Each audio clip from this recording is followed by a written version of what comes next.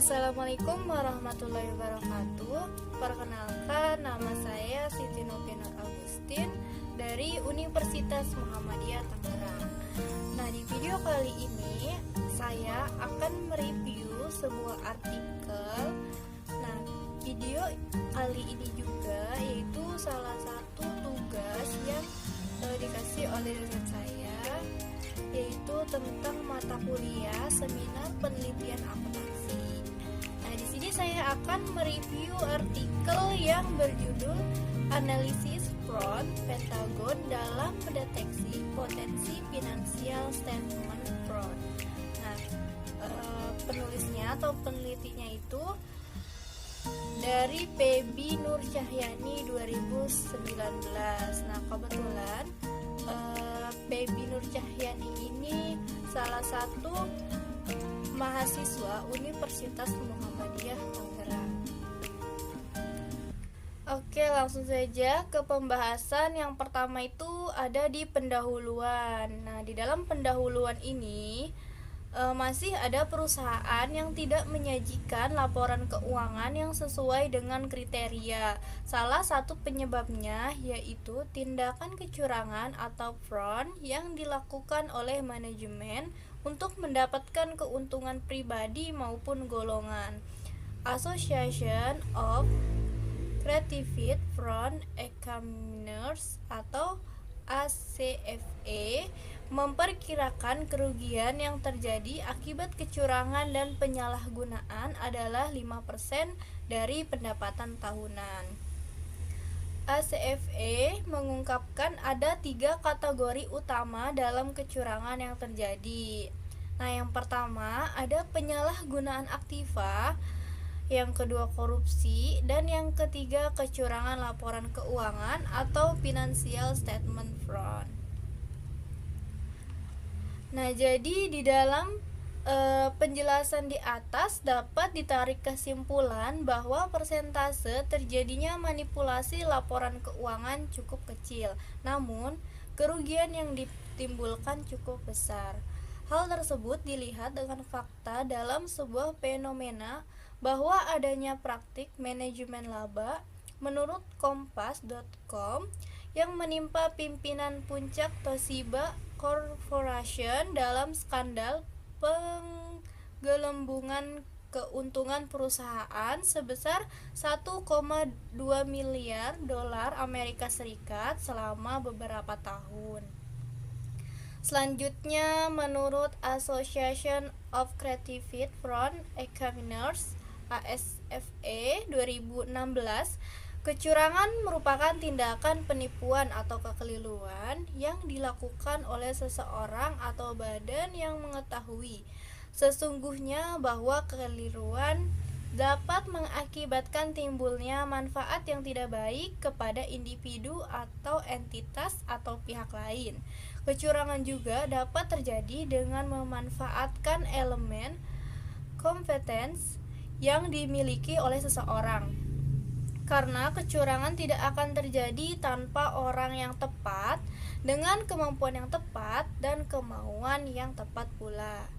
Untuk melaksanakan setiap detail dari kecurangan, selanjutnya adalah arrogance, yang merupakan sikap superioritas atas hak dan ego yang tinggi dikarenakan posisinya di sebuah perusahaan. Nah, sehingga merasa pengendalian internal dan kebijakan perusahaan berlaku untuk dirinya. Selanjutnya ada metode penelitian. Nah, jadi penelitian ini menggunakan metode purposive sampling dan pengukuran variabel dengan pendekatan populasi dan sampel, dan definisi serta pengukuran variabel yang terdiri dari variabel dependen dan independen.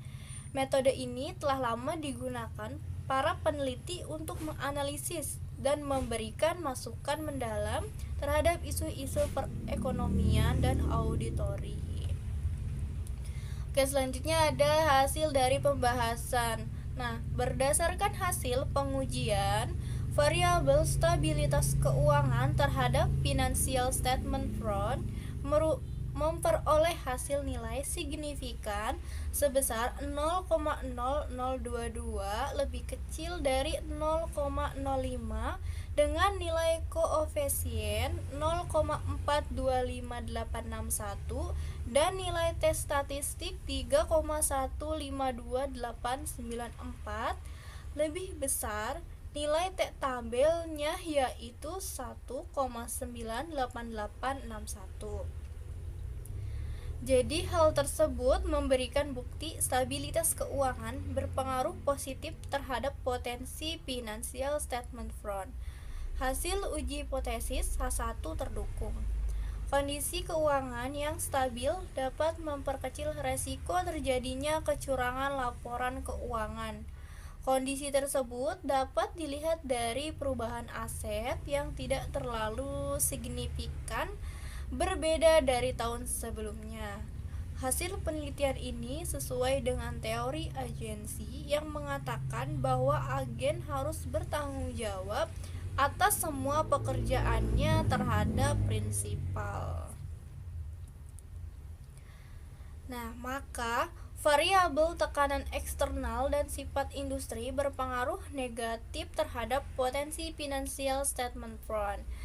Kemudian, variabel di target keuangan, keefektifan pengawasan, pergantian direksi, dan frekuensi kemunculan gambar CEO memiliki nilai signifikansi lebih besar 0,05 dan nilai tes statistik masing-masing 0,48332, 0,522305, 0,543321 dan 1,403428 lebih kecil dari 1,98861. Hal ini menunjukkan bahwa variabel target keuangan, keefektifan pengawasan, pergantian direksi, dan frekuensi kemunculan gambar CEO tidak berpengaruh terhadap potensi financial statement fraud.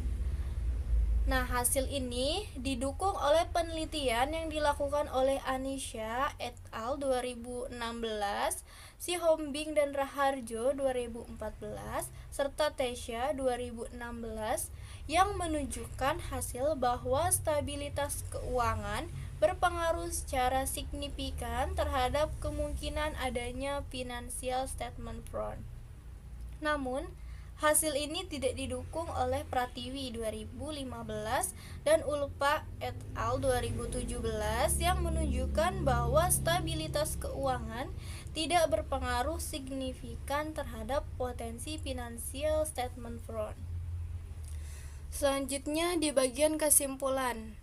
Berdasarkan hasil analisis data yang telah dilakukan dan pembahasan mengenai hasil dari penelitian, maka kesimpulan dalam penelitian yang dilakukan ini yaitu yang pertama, stabilitas keuangan, tekanan eksternal, target keuangan, sifat industri, keefektifan pengawasan, pergantian auditor, pergantian direksi, dan frekuensi kemunculan gambar CEO secara bersama-sama berpengaruh terhadap financial statement fraud. Variabel stabilitas keuangan yang diproyeksikan dengan rasio perubahan total aset dalam penelitian ini berpengaruh positif terhadap potensi financial statement fraud. Hal ini disebabkan karena kondisi keuangan perusahaan yang sedang dalam keadaan tidak stabil akan menurunkan performa perusahaan dan akan memicu terjadinya kecurangan-kecurangan yang dilakukan manajemen. Selanjutnya, critical review. Nah, jadi di dalam penelitian yang dilakukan oleh Baby Nur Cahyani ini sudah cukup jelas tentang penyelewengan keuangan yang diproses oleh laporan keuangan yang kurangnya ketelitian dalam setiap laporannya. dan penulis tidak terlalu jelas dalam menjelaskan detailnya. Teori agensi dan statement frontnya diperjelas. Selanjutnya, tekanan eksternal yang diproksikan dengan leverage dalam penelitian ini berpengaruh negatif terhadap potensi finansial statement front. Hal tersebut kemungkinan disebabkan karena Dewan Komisaris Independen yang mampu mengawasi terjadinya kecurangan laporan yang dilakukan staf keuangan di perusahaan tersebut. Keefektifan pengawasan dalam penelitian ini berpengaruh terhadap potensi finansial statement fraud. Hal ini dikarenakan keberadaan dari komisaris independen pada perusahaan memiliki pengawasan yang sudah maksimal dan sudah efektif. Kemungkinan ada kerjasama antara atasan dan bagian keuangan dalam mengadakan korupsi dalam perusahaan.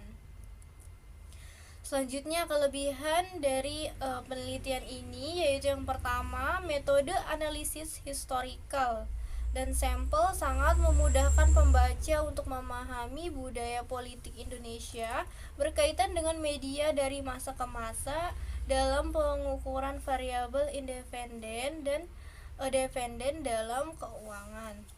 Selanjutnya yang kedua, abstrak yang ditulis cukup menyeluruh dan mudah dipahami pembaca.